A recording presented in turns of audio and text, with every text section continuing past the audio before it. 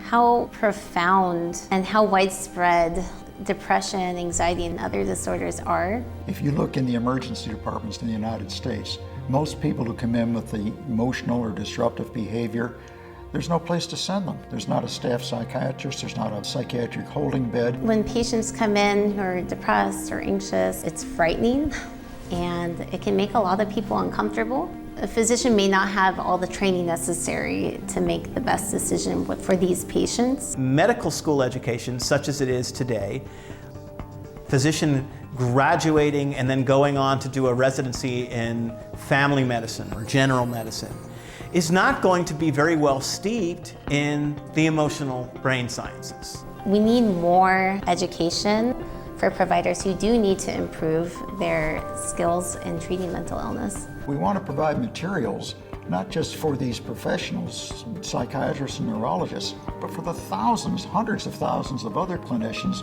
who end up treating people with emotional issues because there's not enough trained professionals to do it in the first place. Emotion is a critical aspect of every variety of higher brain function that you can imagine. And this is what the feeling brain is all about. I know that the feeling brain fills a void in medical education. Psychiatric and emotional disorders such as schizophrenia, clinical depression, anxiety, all of these have an organic basis. All of these happen inside this object we call the brain.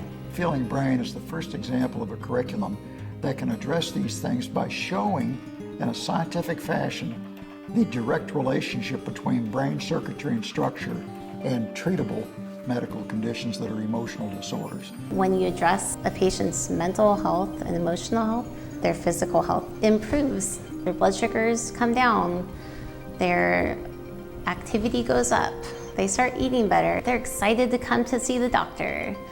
It's wonderful when that change happens. It feels really good.